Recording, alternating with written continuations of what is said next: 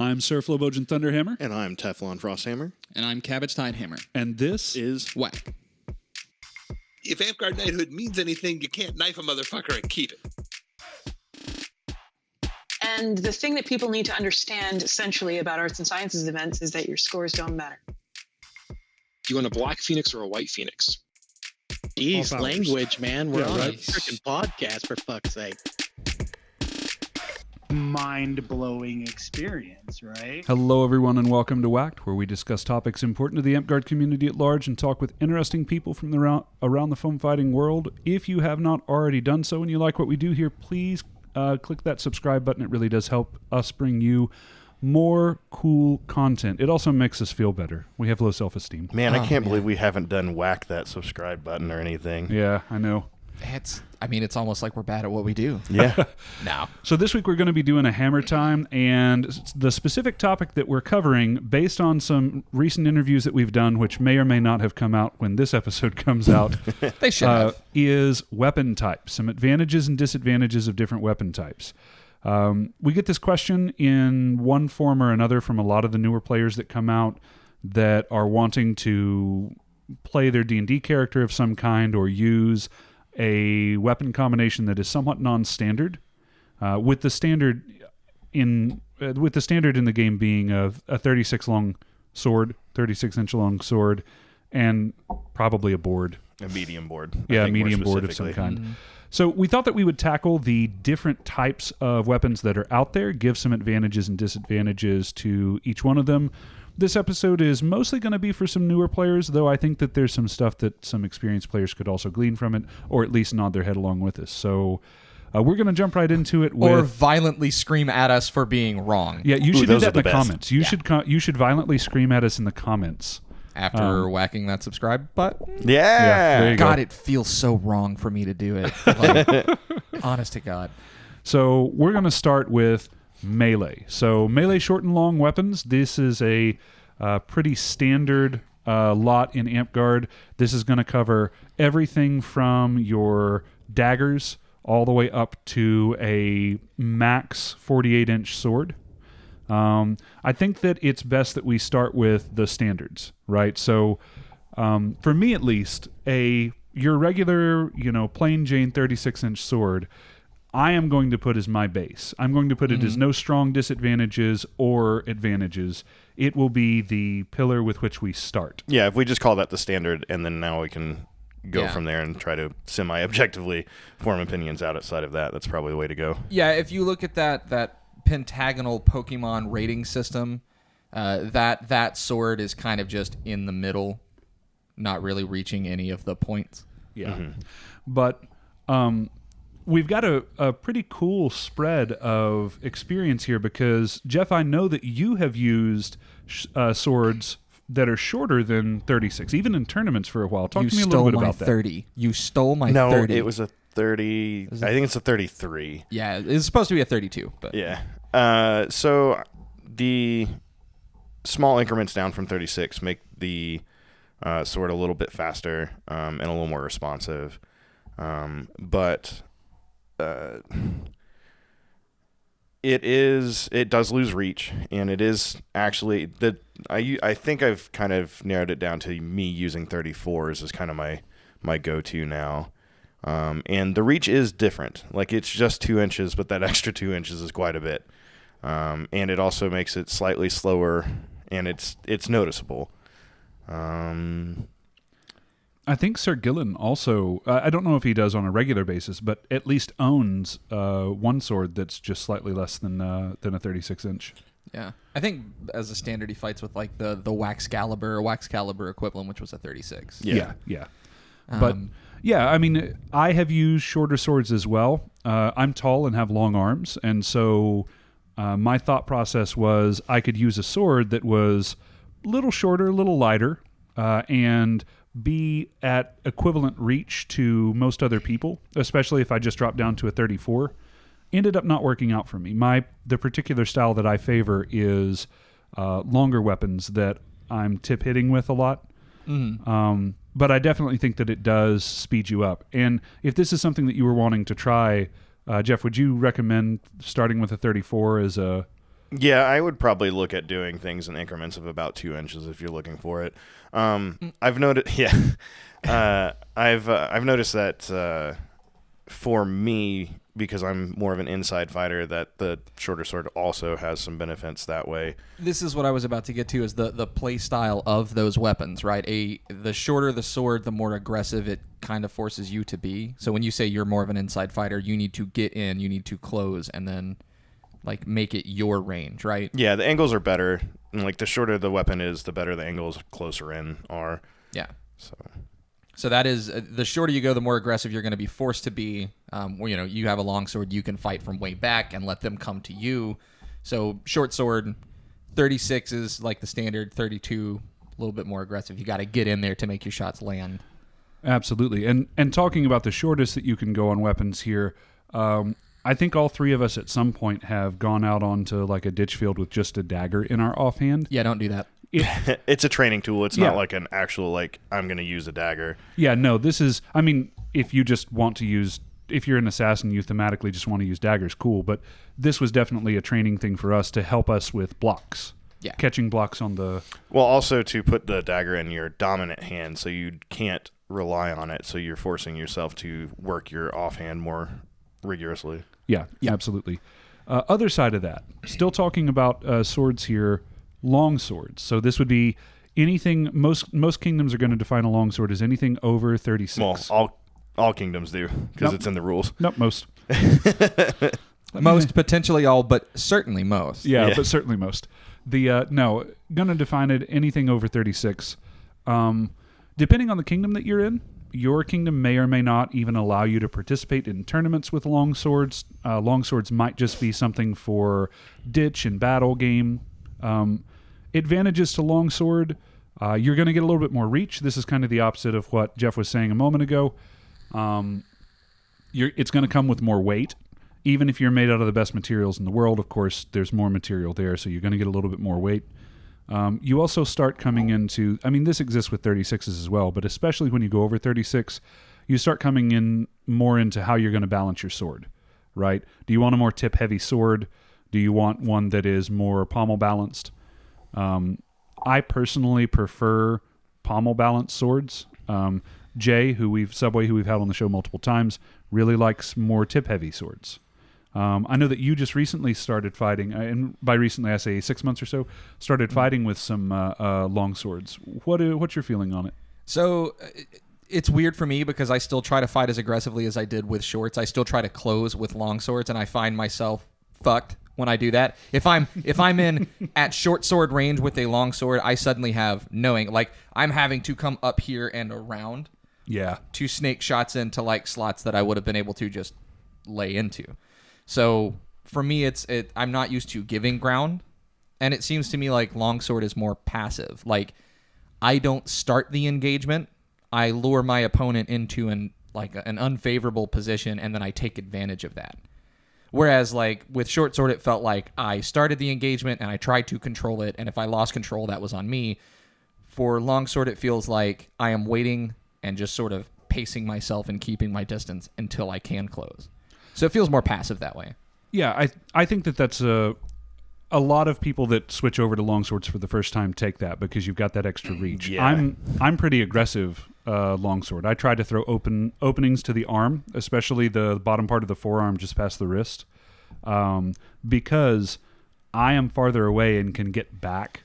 See, you say that you're aggressive, but you also do all of those things while moving backwards. Like you're pretty permanently shaped like a shrimp while you're fighting. Like just because you're moving backwards doesn't inherently mean that it's not aggressive either. Sure. Like you have to, I guess, define what you're calling as aggressive. Yeah, well, you throw the shot true. and it makes them want to come in, but you are already like That's true. I do zoning away. Backpedal quite a bit when I'm fighting, but I do that with short swords as well. So swords are going to be the standard thing, at least in Amtgard, that you run into. I think one other thing that I'm just so bad about with long swords is, normally you do your dark side, like you come under your board, or you Yeah. try to do something low, and I always catch the fucking ground and just get tangled up on my own stick. It's a good... Still not used to that. It's a good point. We talked about some of the pros of the longsword. I don't know if we discussed the cons, or outside of just the weight. Weight, of course, is going to be an obvious con. It's a little slower inherently. Mm-hmm. It is. It is slower, and also there are some shots that you can throw with a shorter stick that you just can't throw with longswords. Yeah. Or I will amend that to say that you can throw anything with anything, right? But it becomes impractical to throw it with a longsword just because of the added slowness. It's going to be too easy to read or to catch with a block. Well, like a good example being like certain wrap shots, right? Like a good deep hip wrap with a short sword, I've got a mic stand in my way, but you're throwing to here, right? Whereas with a long sword, you're throwing to here, and you're putting yourself way more at risk to get that same wrap, because otherwise you have so much sword to anvil over that it's not worth doing. So it's a little bit like the angle has changed, and the way you throw that hip wrap will have changed with a longer sword. Yeah. That's something that we should have mentioned with short, too. I think that Jeff did a little bit, but angle is really big. As you go up in swords, you need far less angle in order to accomplish what you're wanting to do. Kind of.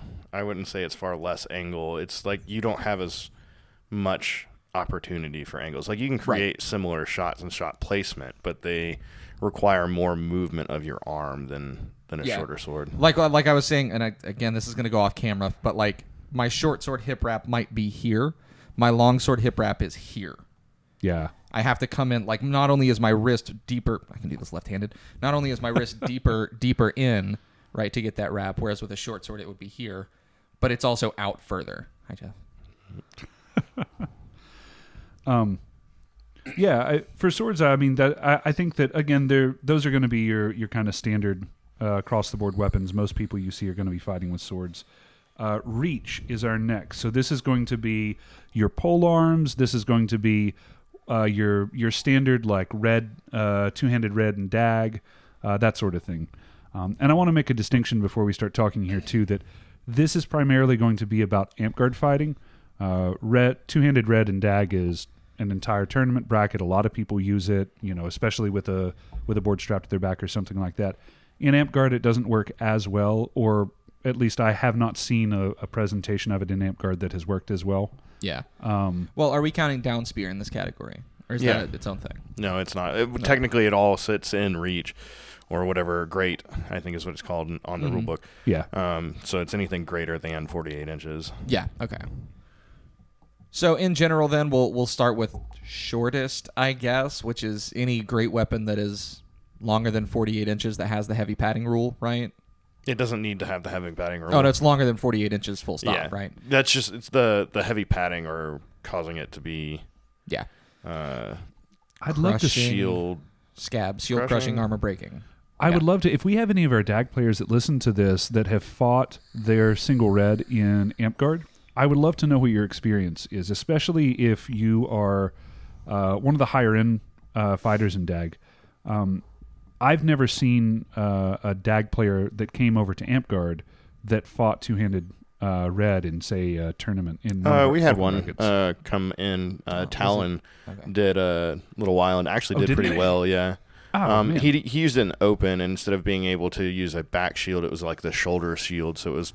Yeah, not quite the same. Yeah. So with your super long swords, like your howitzer swords, again, you're just gonna have the angle problem, and it gets more pronounced the longer the sword gets. And then moving into like down spears, is that where we want to pick this? Like really pick this up? Yeah, absolutely. So with this one, down spear, or what used to be called can opener, is usually a spear of some kind with a sword in the other hand. Idea here is that you're going to be able to get some poke. You've got more range than the other person. Usually a very mobile style. Originally popularized by Sparhawk. Well, yeah. Spar more recently, definitely. I think that I was trying to remember Wolfen, I think, with the ab roller down spear, I think was one of the ones that first started doing it. But Sparhawk is the first one I think I ever saw. Yeah. Yeah, Sparhawk certainly in our time in Amp Guard was the most popular. Back at the the first ever Winter's Edge coronation. Yeah. So to real quick, just to describe what this is for people who may not have seen it on their particular field, a down spear is, I mean, at most 6 feet long. Usually it's going to be a little bit shorter. They usually, they'll do something called bubba them, so they can take a regular carbon fiber or graphite golf shaft, and then they stick that into some PVC or some bamboo to add the necessary length.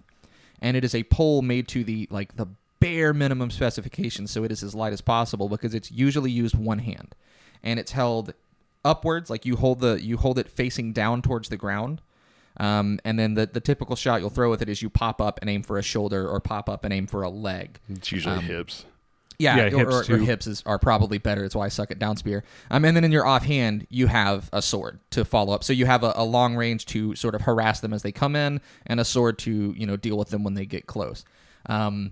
But they are they're not used like a traditional pole arm. They're not used two-handed usually. They are designed to be as light as possible and used one-handed, which also makes them kind of breakable. I don't know if we count that in the pros and cons, but I see down spears get snapped all the time. Yeah, I would definitely count it in the pros and cons.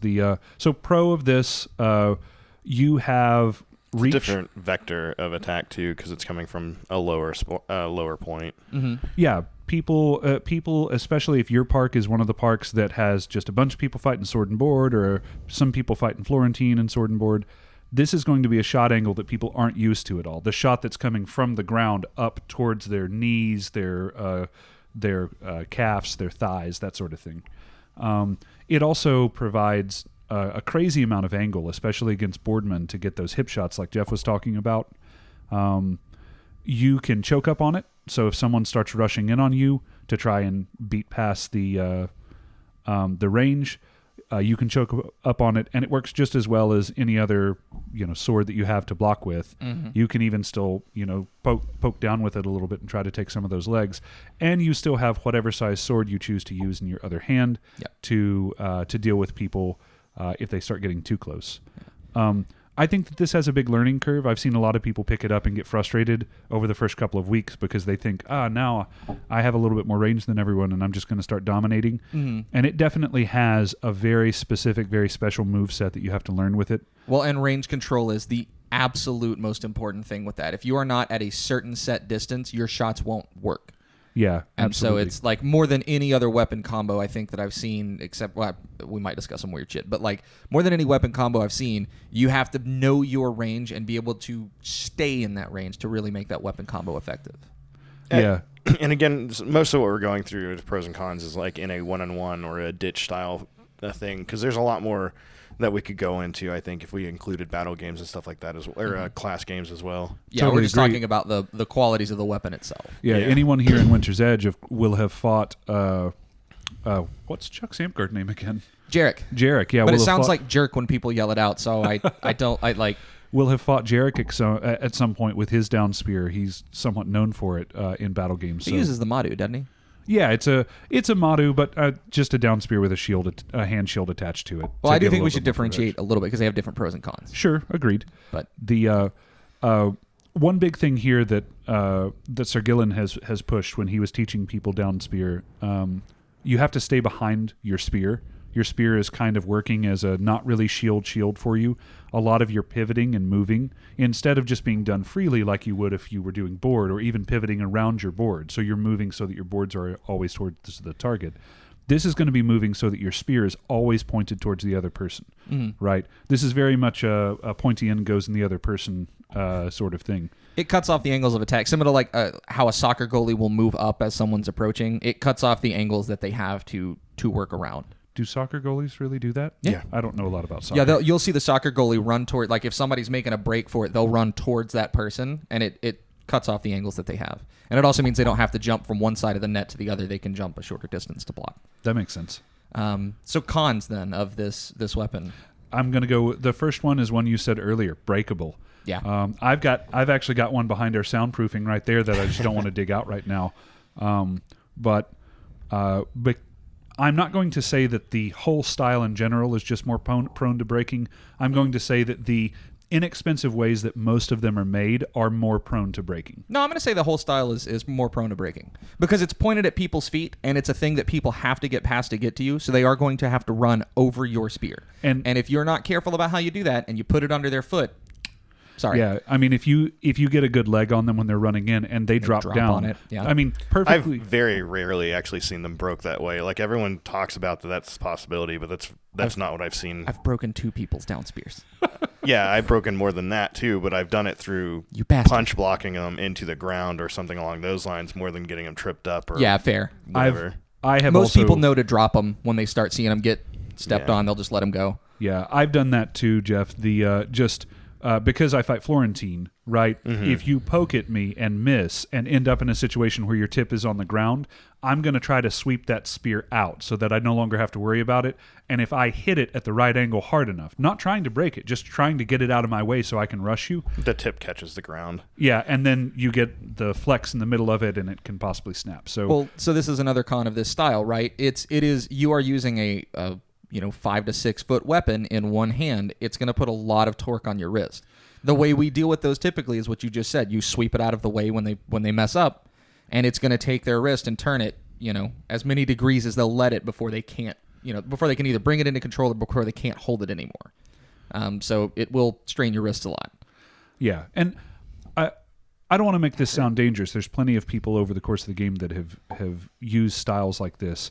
And there's a lot of pros to it. But, I mean, it is one of the disadvantages that should have gone under longsword and didn't, and that this one suffers from as well. Any kind of reach weapon is going to suffer from is you have a longer, is it fulcrum that you're working with or a longer axis that you're working with? So if I can catch your tip and push it out of the way, my force is magnified quite a bit on it's a longer lever. Lever, thank you.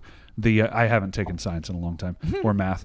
So it's a longer lever. If I can catch your tip and push it out of the way, it is I have advantage on being able to then manipulate that, especially because in this presentation you're using it one-handed, right? Yeah.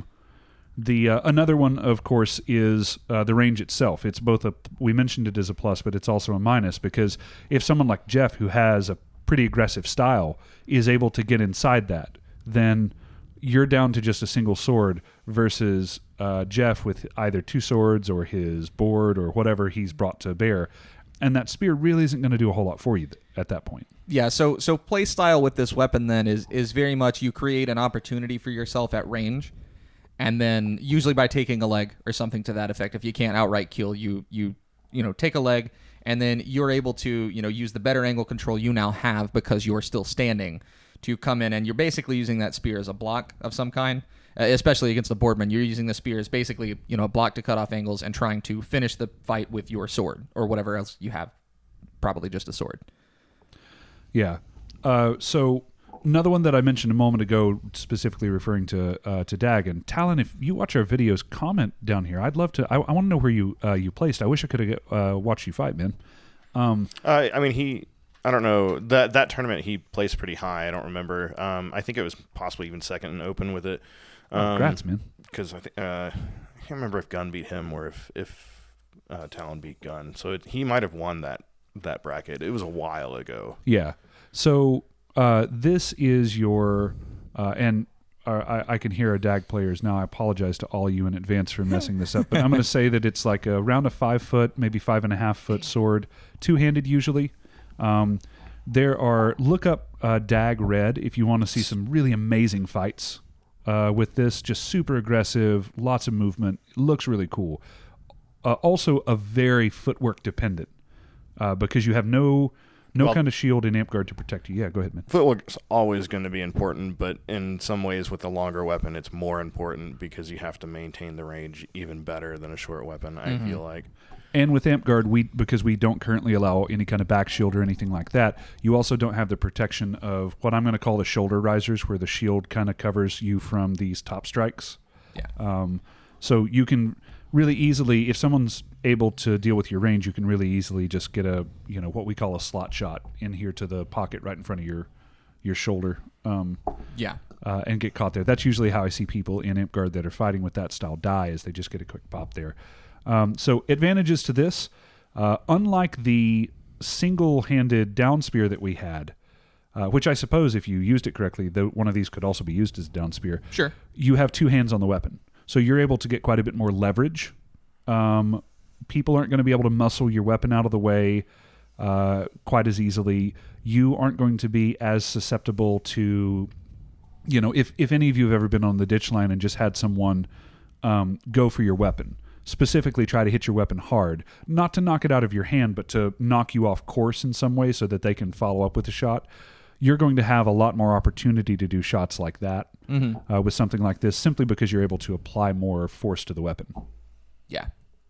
You can, as a pro, you can blow through blocks potentially and stuff like that because you do have the greater leverage. Yeah. Also, shots are harder to throw two-handed. Like, you just have some shots you can't do. You can't really do wrap shots with a two-handed weapon. DAG players, please correct us if you can throw wrap shots with a two-handed weapon. Again, I don't have any experience with them, so this is one of those things where just to be completely honest, I'm speaking in a very theoretical headspace right now. Yeah. I want to talk about the Madu real quick, just because it's down spear but different, right? Like the big difference, like Flo pointed out earlier, is Madu is it's a down spear with a shield at the top, and it can be no larger than max small. I think. Max small. So it's usually going to be fairly small. Like the shields you see behind us, maybe a little bit smaller than that.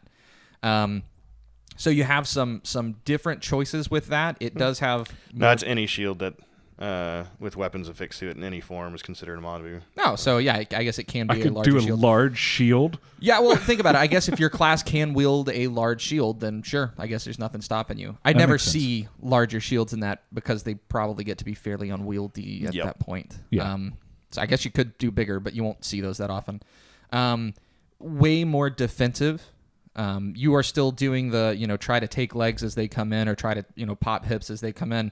But you have even fewer angles because you have this big attachment at the end of it. So as you try to throw shots, it's going to bump you as well, like your shoulder or whatever. So it's another thing that you have to think about. But when they come in and they close, you have a shield that you're able to, use and position. I want to point out, too, that there's a lot of different varieties when it comes to Madu. We have someone at our park, Darkmoor, who uses a Madu that is, I think that the sword is maybe 30 inches.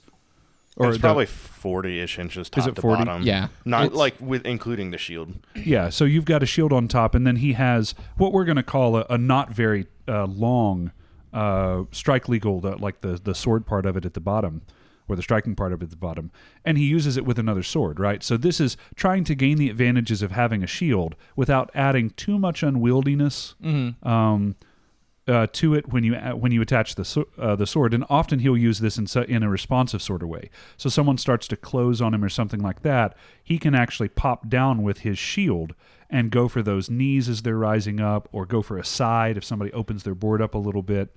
Well, he's also a little safer to throw those wide angle shots that you have to come out on, because he's got this whole lollipop at the end of it that's sort of protecting him. Yeah. It's way slower is, I think, the trade-off there. Like, you're safer making some of those shots, but you are slow as shit. Yeah. Compare that to someone like Sellers, who used to be someone who came out. We haven't seen him in a long time. I don't think that you listen to the podcast, Larry, but if you do, please come back out. Who used to use a down spear that was, a Madu that was, I'm going to say 6 feet tall. It's a Madu because the hand block was just barely bigger than a normal gloved hand. Yeah, but that was what he was looking for, right? He literally, so if you can imagine, the way that I measure for down spears and Madus, and the way that I've heard other people that fight with him quite a bit, when Spark was still in the game, he would say, hold your hand out directly in front of you. And you should be gripping just a little bit below, like one hand width below the knuckle, the pommel of the sword. So if you could fit your other hand on top of it, that would be where the pommel starts. That's going to give you a good length for your height and easy to control. So Larry was a tall guy. I'm 6'4". Larry was taller than me. I think he was 6'6". Sounds about right. So he used this Madu that was extremely tall. He's nearly 6 foot. Yeah, nearly 6 foot. And then also instead of having a big, bulky, unwieldy shield, his shield was just a little bit bigger than his hand. I mean, it was just enough so that when you're catching those sword hits on your hand, which if you're fighting any of the pole type weapons, you're going to. You were absolutely going to get hit on the hands. He didn't have to deal with it, right? It was being absorbed by an old piece of shield foam that I think we had cut into sections to make it a little better for him. Speaking of, we're sort of hitting the logical extremes of what a Madu can be, right? Like that's hilarious. And then Zeb had the one which was decent sized shield about that big and had 2 little 6-inch nubbins on either end of it. Middle Madus. Yeah. Are middle Madus still allowed? Yeah. Are they? So, yeah, that went through my fighting company, the Triads, for a little bit. Where had we the Shiva cover on it, yeah? Yeah. Yeah. Where we were doing middle Madus and messing around with that idea. It was, I personally don't like middle Madus. I think that there's a lot of people out there that have tried them out and just found them they're missing... They lose too much and don't gain enough, in my opinion. They're very, very bulky and unwieldy. Again, I'm sure there's somebody in the comments that are going to be like, no, I use it every week. I kill warlords with it. I mean, yeah, I like that, I'm sure. But, like, in general, having used them and having played the game for a minute, like, there's too many trade-offs for me with a Madu. Like, I would rather just have a sword and a shield. Yeah. For the when you try to hybridize a thing and not specialize it, it becomes sort of bad at 2 things instead of good at 1 thing. Yeah, we always used to call it for any of the fans of Final Fantasy VI out there. That's all of them. Yeah, we used to call it the Strago effect, where he's supposed to be a valuable character, but he's not really good at anything because he's good at everything. Yeah. Okay, so the next one after this is ranged. Ranged, I'm going to define as archery, throwing weapons. Do we skip pole arms? And I guess. Oh, sorry. Yeah, true pole arms. Yeah. Okay, so backing up, my colleagues point out that I have made a grave error. Colleagues. Yeah. So pole arms, last one in reach here. Your traditional, typically 6 foot and over. Yeah, typically 6 foot and over. Another great way to measure this, as we're getting into this, that I heard years and years and years ago, is hold your arm up as tall as you can. You know, you can even stand on your tippy toes if you need to. That should be the very top of your pole. This isn't a perfect rule, but if you're looking for something to say, utilize your best, height to body mechanic ratio, that's going to tell you about where your pole should be. For a lot of people, that's going to be a pole that's around 8 feet. Yeah. Pole arms are typically not going to be pole arms will have their own they'll be lumped in with great during tournaments. Yeah. Which usually just means it's a polearm bracket, but sometimes somebody will have a great sword or something like that they bring in. Polearm's reach is super good for some things, but usually requires support. It is not a role that can just go out by itself and be completely self-sufficient. And I know there are plenty of people who are better at this than most, but if you don't have a sideman, it's pretty easy to run a pole down. Because all you have to do, usually they have just a little bit of striking surface to save weight, and then once that's past you, every other hit that comes in doesn't matter. Yeah, you're just getting cored. Yeah. Pole arms are also the thing that people get the most mad about, it seems like. You'll see a lot of people who don't like pole arms because the way that they're used is inherently a little bit more violent than other weaponry. And it's because it's a bamboo core usually just smacking people. Yeah, if I'm taking a 8 foot long weapon and thrusting it towards you, it is necessarily going to be coming with more force than a 36-inch sword would be, right? That doesn't make them inherently dangerous or anything like that. That's just how math works. Yeah, well, just like you would do with a two-handed sword, you're usually trying to blow through blocks with it. You're doing the 12 o'clock straight down, and what you're trying to do is you're trying to drop boards, make people lower their boards. Or you're just taking legs. Usually, when you see pole arms used, it's going to be in a large battle scenario. If you look at castle battles, there's always a million pole arms. I know Merrick and I were looking at some photos the other night for something that's coming up, and you just look like a porcupine. Yeah, it literally looks like 2 porcupines trying to fight each other. It's like big walls of spikes, moving towards each other. Yeah, the polearm is kind of cool for me. I used to fight it quite a bit when I was younger. Polearm's kind of cool for me because a lot of weapons you're really focused on killing. I want to kill, I want to kill, I want to kill. And with polearms, you can be arguably more effective just taking legs. You'll over hear and leg over them and again. leave them a lot. Yeah, leg them and leave them. I want to. You have used polearms quite a bit, Jeff. I would say that it would after whatever your favorite style of the week is, because it changes. I would say that polearms have pretty consistently for quite some time been a top 5 for you. What do you think the pros and cons of a polearm are? Pros is definitely reach, right? But again, I feel like the longer you get with weapons, the more and more important footwork is, because you have to be not where that shot's going to come to you, right? So a lot more 45-degree backward steps or something like that, right? So you can't go straight back. If you're backpedaling straight back, you're doing it wrong most of the time. I don't know. I mean, legging them is kind of the easy way out, and everyone kind of expects it. So I don't usually swing as much for the legs, or they're a easy fake way out. Yeah, Yeah, I'm fine with that. I'm looking to shoot for hips, or I'm looking to take an arm most of the time. If you're talking like in a team battle type thing, I'm not actually looking to kill people most of the time. I'm usually looking to pull boards apart so someone else can kill them. Either it's another polearm or it's my sideman or something like that. It feels much more like a control role where you're just sort of making space. I will say this: if you are part of one of these younger parks, or you and your buddies have just now started up a fighting company or a unit or something like that, having one person run pole will help you with your synergy, I guess. It makes you be very aware of where the people are around you. If you're the pole, it makes you very aware of where the boardman that's likely protecting you is. If you are one of the other people on the team, it makes you very aware of where your pole is and where you need to be. This is something beyond footwork, just your footwork, and making you more aware of the people around you, right? It's not that you don't get that if you're fighting with one of the other combinations that we have mentioned before. It's that I feel like having a pole makes you much more aware of that, because your pole needs a lane to shoot. If you're just all bunched in around it, your pole is not going to be able to do anything. So you have to balance the protection that you want to give the person running pole with their ability to be able to get angles and sweep left to right and be able to hit people.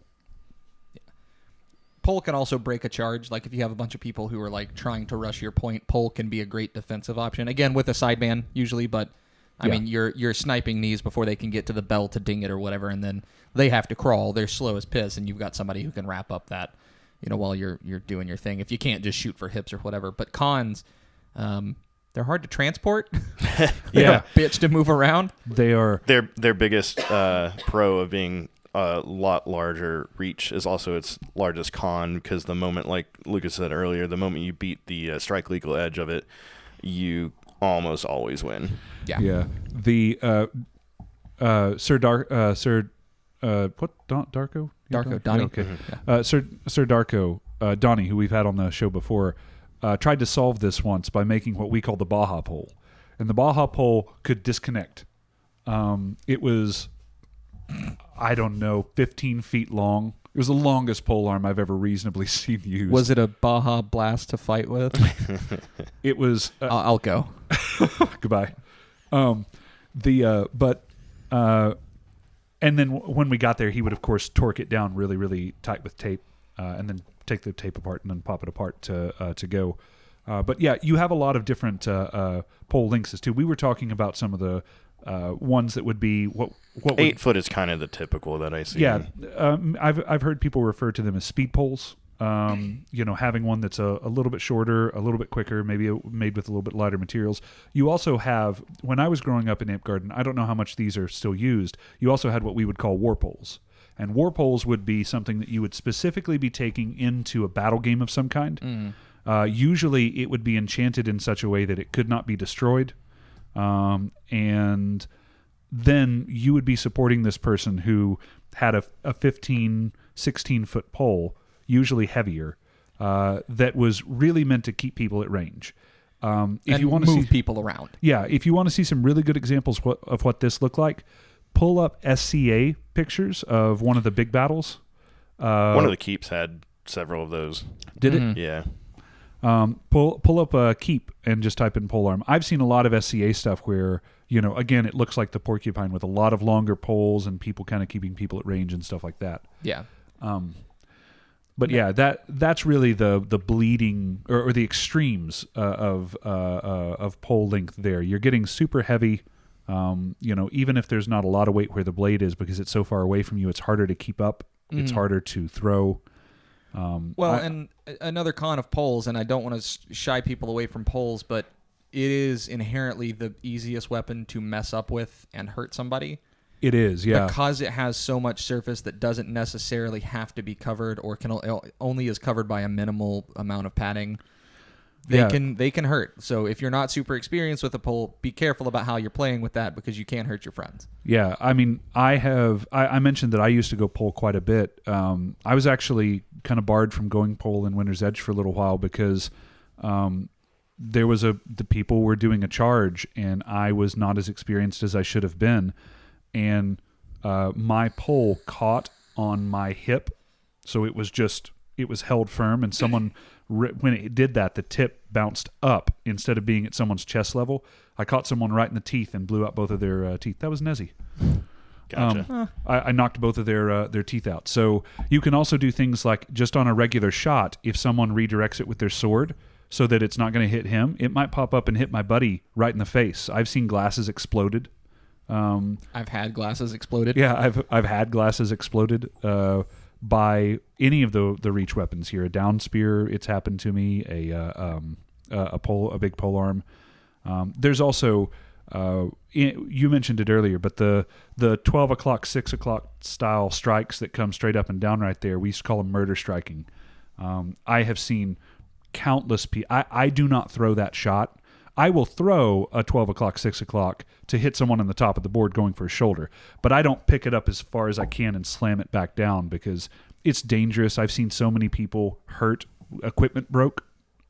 This is where good Reeves are supposed to come in and say, like, hey, don't, get out of here. Yeah, I mean, the caveat that I'm going to say here, again, is that pole isn't a bad weapon. It's be responsible with how you're using it, with any weapon. Right? It's the easiest weapon to make dangerous, but that doesn't make it unsafe by default. Yeah, right.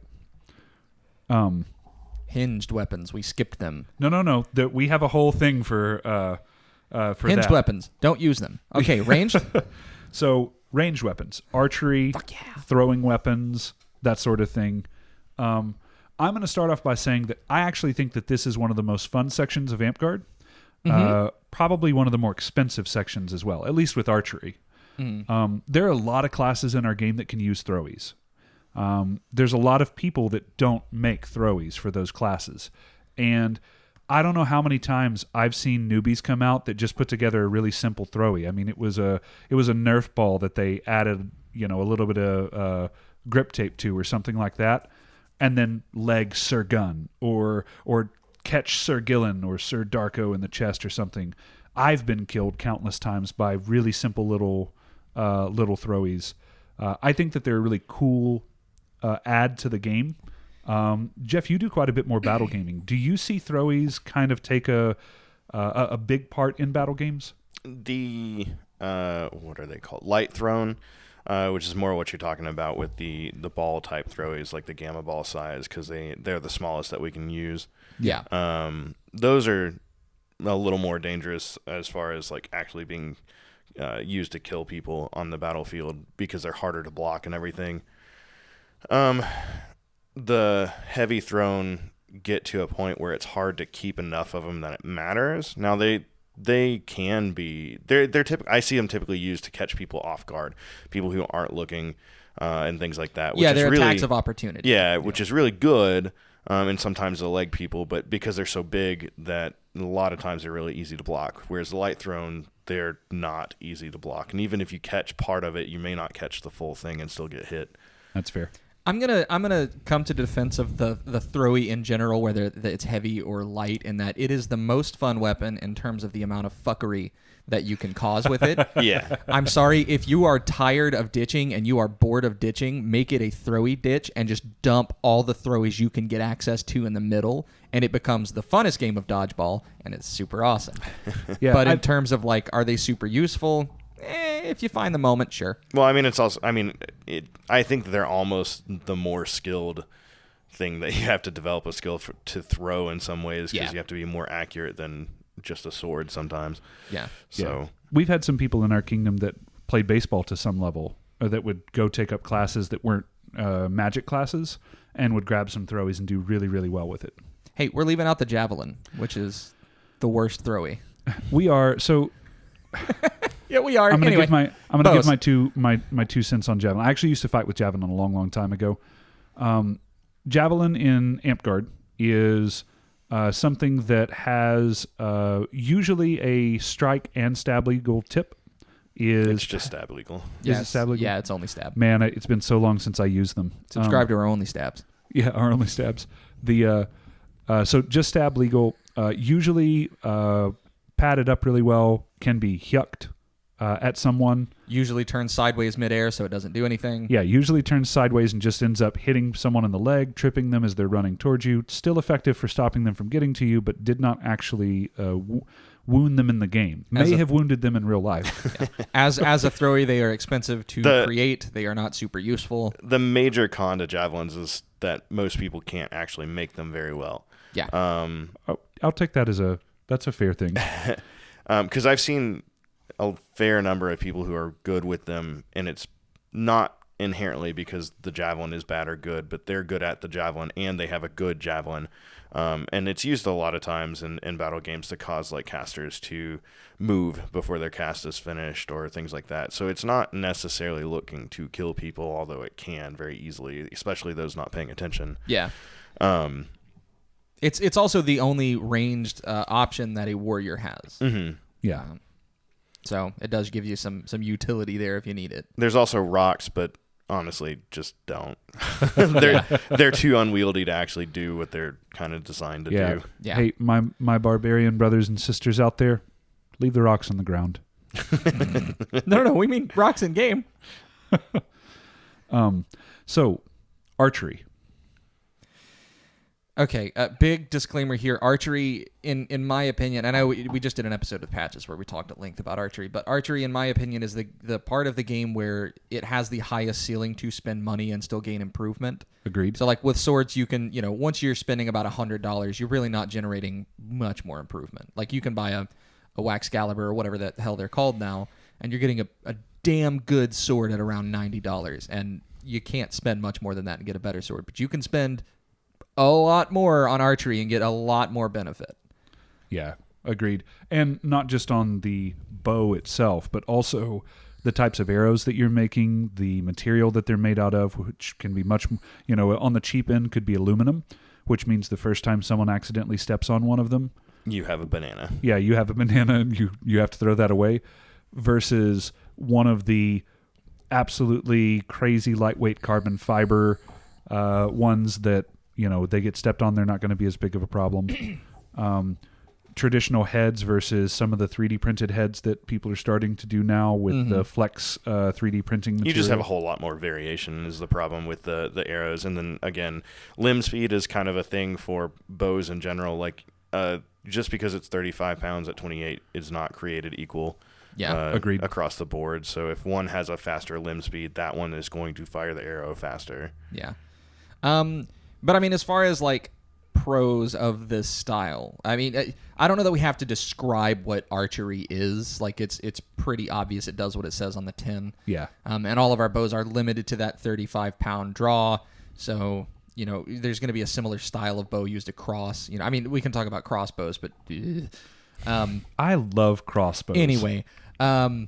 But archery in general, the play style of that is going to be much more of a control on the battlefield. You can break shields, so if you have a target that you got a doorway that you're trying to get through in a shield wall.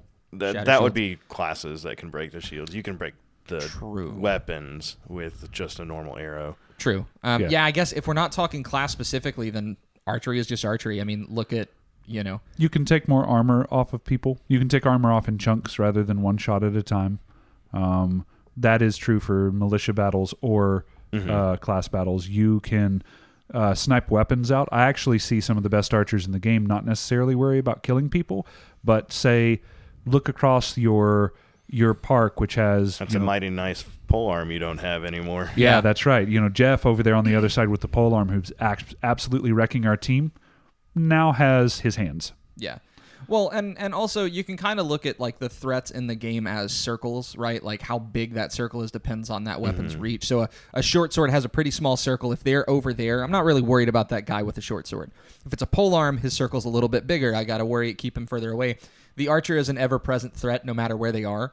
So when you are fighting, and even if you're doing a militia style and you are line fighting, if there's an archer on the field, you always have a part of your brain that is like, Nah, you just ignore them. Most archers in Armed Guard aren't good enough to actually hit you. I'm worried about getting hurt, but if there's I'll say this: if there's a good archer on the field, then there is a part of your brain that should always be worried about where that arrow is, and whether or not you're the target. Yeah, I remember watching some of the Phoenix League stuff back around when Gathering of the Crowns was out. And listening to some of the super organized teams. I think that this was in Rising Winds that they had filmed some stuff. And listening to teams, like you had someone on the sideline who was kind of the coach who was calling out, archer on the left side, and always keeping an update on where the archer was, because they're going to be able to hit you from that field specifically is 50 by 100-ish. Oh, shit, yeah. It's pretty small. 60, but yeah. 60, yeah. So they could hit you from anywhere on there. So 60 and 120. I don't remember off the top of my head, but it's close to that. The field is small enough that circular threat I'm talking about is everywhere. Like you are not able to escape it. So yeah. Yeah. If you want to hear some more stuff about archery, go and watch the episode with Patches if you haven't already. It was a great episode. We got to talk quite a bit about archery on that one. Yeah. In a tournament sense, there's very few tournaments that do involve archery. We're actually having one that involves archery here pretty soon. What is it, February? 4th, 5th, 4th through the 6th? 4th through the 6th, yeah. So we'll have archery in a tournament there, but in general, it's not a tournament. Well, style. it's harder to... There's no real standard for archery. You can have a quick draw target shot kind of thing like Neverwinter does. You can have combat archery. You can have stationary archery that ends up being like a distance competition. 2 crossbows back to back, 10 paces, pistols at dawn. Down with that. Yeah, I have them. Not only does Jeff have them, but as we've talked about before, he has modded his with things like hot a gluing laser sight. Oh no, hot gluing 2 toothbrushes. They're zip tied. Thank you. Sorry. They're more than that. Zip tying 2 toothbrushes with the bristle part pointing in to hold the part of the arrow that is right behind the head, because you're doing a lot of movement in Amp-Guard, right? So it would fall off. And this was his modification to stop that from happening. It worked pretty damn well, if I remember correctly. Yeah, they do. I don't remember who I took it from, but credit to that person. Yeah, I can't remember. There was a video that had an assassin who had 2 of the pistol crossbows and a slung, I guess, regular crossbow as an assassin, and whoever that one is, I can't remember. I think it's a Rising Winds player.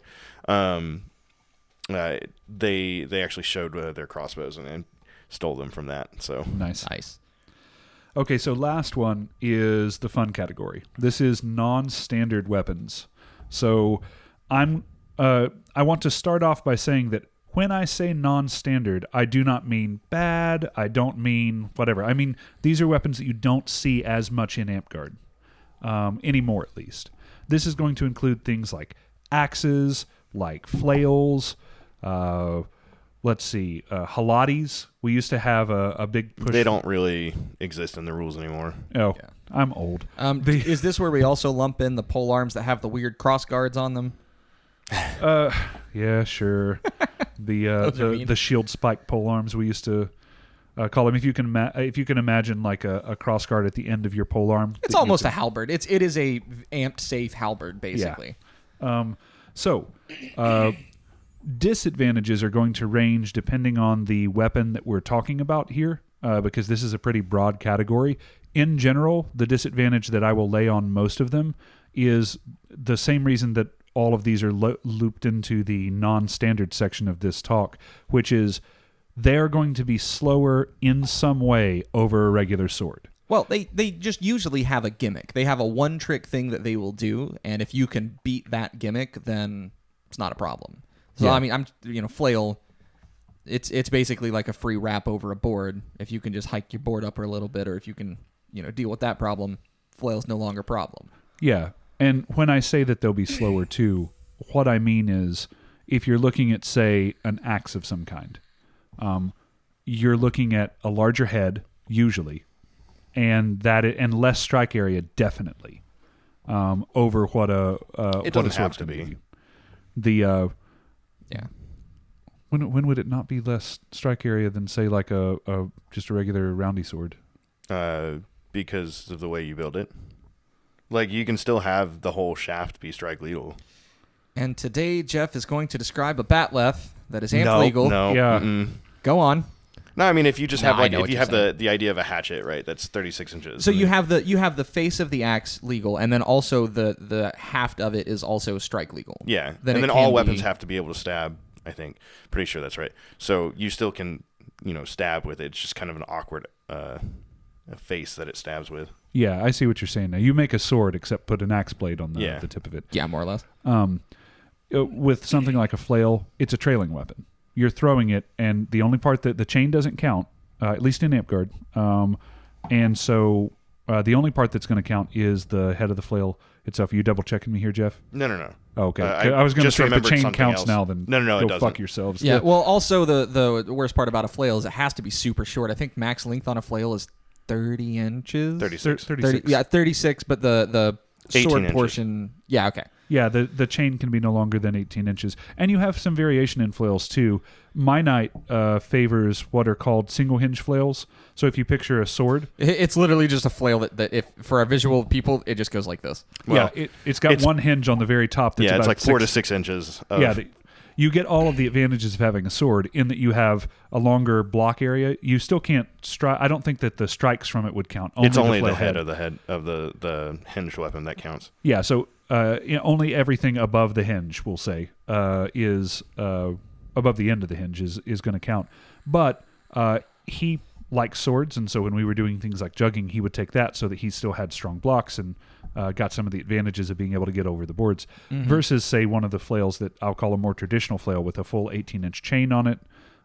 It is 18 inches of stretch. So if you are wanting to make a flail after watching this, please keep in mind that you will need to pull that fabric or whatever you're using to make the flail out as far as it can. And that's your measurement to get 18 inches. If you measure it down here but with no force on it at all, of course, when you throw it, and that weight in the end is going to carry it more than 18 inches. The reason that rule exists is so that we don't get things wrapping around people's necks or something like that. Let's just suffice it to say, if you're going to make any of these weapons, please consult the rule book and don't go off of our loose descriptions of them. Yeah, thank absolutely. you. And your champion also will thank you. Some other more non-standard weapons. Let's see. Middle modus. Yeah. We kind of went over those already, though. Siege weapons. They don't exist. Just don't worry about that page in the rule book. Yeah, just if you see siege weapons, you've got a bad copy of the rule book. Talk to your PM about getting a good one. Jeff said that siege weapons don't exist. Avi, do you want to come on and defend that? I was going to say somewhere out there, Avi is shaking his fizz. Let's see. No, the siege weapons I don't count because theoretically I think they have to be okayed by whoever's running the game. Oh, that's correct. And they they're do. usually going to have special rules. They'll be described to you beforehand if you don't know them. And you just read the rule book on that. They're large, they're unwieldy, they're kind of just cool looking. They don't do much. Some other non-standard weapons are going to be variations on the standard ones. So I've seen people use heat to bend PVC to make like a scimitar-like sword. Thanks, Windows. Yeah, I don't know if you guys caught that, but apparently I finished installing an update. I've seen people do that, and those were fun. I've never seen them in a super competitive environment. I think it was Clover. I think Jeff has one, but it's like a tennis racket or something like that, where it's a carbon fiber tennis racket. The one Clover made for me is actually custom made, but people have been using carbon fiber tennis rackets to make kopeshes or scimitar type things or something like that. Yeah. And then let's see other ones. I'm trying to think of I barely ever see them because they're kind of non-standard. Well, we've sort of standardized for a reason, right? Like we know the things that work and we know the things that don't work. If you're using a non-standard weapon, it's usually a character choice or a role play choice. Like we'll throw in short staff or a bow staff into that category, right? Where it is. Oh yeah, that's a good one. That's double-ended. Yeah, usually I love the idea of those weapons. but in Amtgard, at least, it usually ends up with me getting checked in the bridge of the nose with the center of that weapon. Their function is great, and they are great like things in a historical aspect, but the things that you do with them don't exist in Amtgard. So Yeah, I'm not allowed to hit you in the face, so a lot of the utility is gone. Not to mention the range is as big as a short sword in most of them, so like you have no inherent advantage. Yeah. Maces. Forgot about maces. Maces, hammers, that kind of thing. Basically, big-headed, short or long weapons is where we're looking at. Weight becomes the issue because of balance and stuff. You can make some better ones and things like this, but largely you're not going to gain any kind of significant advantage against a normal short sword or long sword in these categories. There is some advantage to, like, I don't know, a hammer and axe where potentially you can hit them in the shoulder above a shield or something like that. But it's usually so seen that it's not a real thing. Axes technically can pull the shield apart or pull the shield away from them, so they have a better chance of being useful, but even still, I mean, like, be ready for people to get kind of bitchy at you if you do that. And again, this isn't a reason not to make an axe if you don't want to, but you are allowed to manipulate gear in our game. it's just we don't usually see it. So when it happens to somebody, they're gonna go, "What the fuck was that?" And you go, Yeah. So, I can't think of any other kind of specialty or quirky type weapons. Well, so there kind of is and isn't. With heavy padding and weapons, it's kind of silly because you can make heavy padded up to a point to make it shield crushing, armor breaking. But the rest of it that is strike legal doesn't have to follow that same thing. So you can have like a big head and then a normal sized polearm the rest of the way down, and then the entire thing is still shield crushing, armor breaking. describe what that would look like to me. No. Well, good night, folks. Wait, for real? No. Is there trying to any think. limitations on heavy? Could I have a heavy dagger?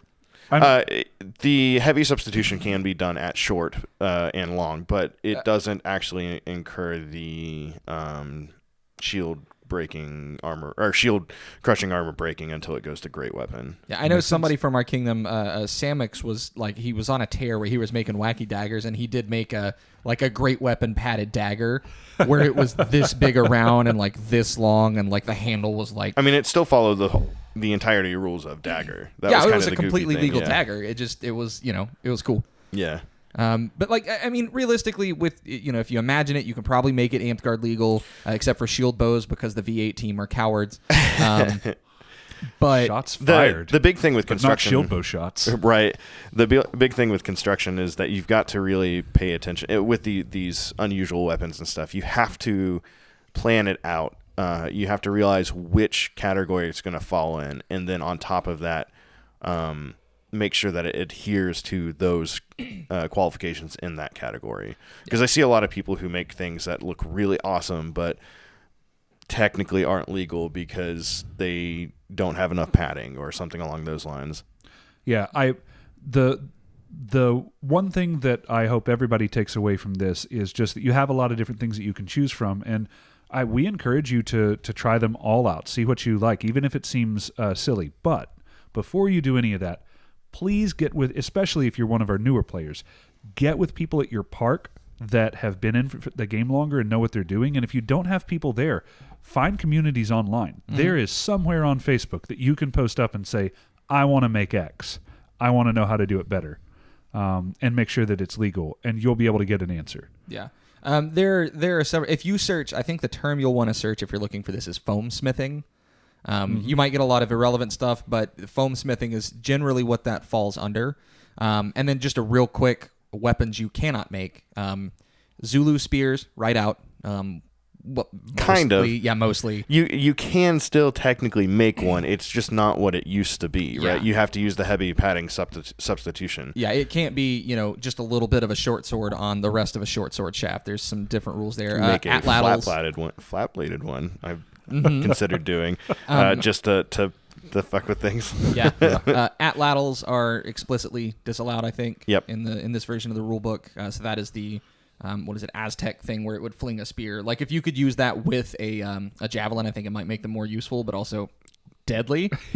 So, Is there anything else that's just explicitly like a no? Shield bows, because Slingshots of any kind, Slingshots, or yeah. any kind of like weirdness where the propulsion is from a bandit or rubber bandit type thing. It has to be a static string, Yeah. I guess. Yeah. I don't know.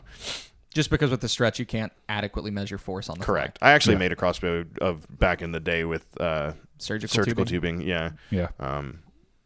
There was like it would be safe, but it wouldn't be considered legal, and that's where a lot of people's weapons from the unusual look type weapons end up being. They're probably perfectly safe, but just not legal by our constraints that we have to build our weapons in. Yeah. Anything else that's explicitly disallowed? I can't think of anything other than what we've covered. You know what? Check your rulebook. If you're going to make a weapon, just look at your damn rulebook. We've covered the standard stuff and a little bit of the wacky stuff. I think that's a good overview. Absolutely. I want to thank you for joining us for this. I hope that you found it useful. I want to give a special thank you to all of our Patreons. If you like what we do and would like to support us, links for that will be in the description. Lucas, you want to roll us out? Yeah. Wrong button. Hey, everyone. Thanks for listening. If you liked what you heard, be sure to subscribe to our podcast on YouTube or Spotify to get notified about new episodes. And make sure to follow us on Facebook for announcements and more. How do you miss that button? Fuck you.